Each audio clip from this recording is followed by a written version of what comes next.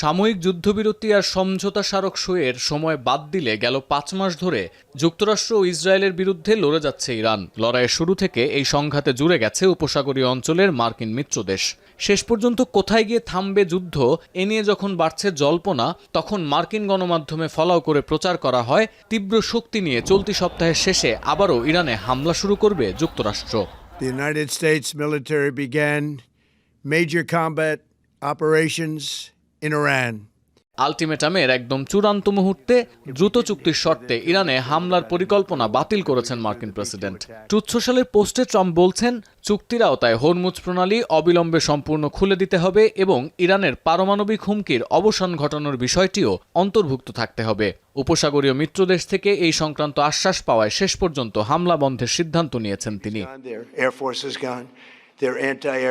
পোস্টে ট্রাম্প আরও দাবি করেছেন, তার এই সিদ্ধান্তে সমর্থন আছে ইসরায়েলেরও, যদিও এ ব্যাপারে কোনো মন্তব্য করেননি নেতানিয়াহু বা তার ক্যাবিনেটের সদস্যরা। আমরা ওয়াইফাই ছাড়াই ধুপধাপ আপলোড করি, কারণ আমাদের কাছে বেশি জিবি আছে। বেশি জিবি জিতবেন মাই জিপি অ্যাপে। জিও নিউজের দাবি, শেষ মুহূর্তে ইরানে হামলা বন্ধে ট্রাম্পকে রাজি করিয়েছেন সৌদি যুবরাজ। শনিবার ট্রাম্পের সঙ্গে মোহাম্মদ বিন সালমানের ফোন আলাপের পরই হামলা বন্ধের সিদ্ধান্ত পুনর্বিবেচনা করেছেন মার্কিন প্রেসিডেন্ট। এক্সিওসের প্রতিবেদনে উঠে এসেছে এই একই বার্তা। ট্রাম্পের এমন ঘোষণার পর পেজেশকিয়ান প্রশাসনের পক্ষ থেকে কোনো প্রতিক্রিয়া আসেনি। তবে ইরান ইন্টারন্যাশনালের খবর, তেহরানের আইন প্রণেতাদের সাফ বক্তব্য, আগে উপসাগরীয় অঞ্চল থেকে মার্কিন সেনা প্রত্যাহার করতে হবে আর হরমুজ সচলের বিষয়ে চূড়ান্ত সিদ্ধান্ত দেবেন সর্বোচ্চ নেতা মোস্তফা খামেনি।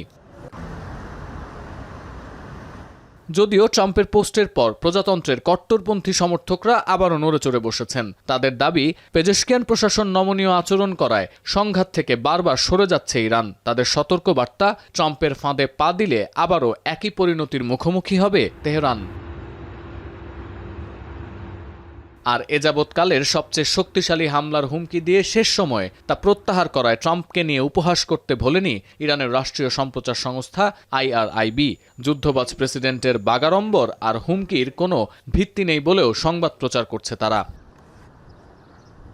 সতীর্থ কর্মকার, এখন বিশ্ব।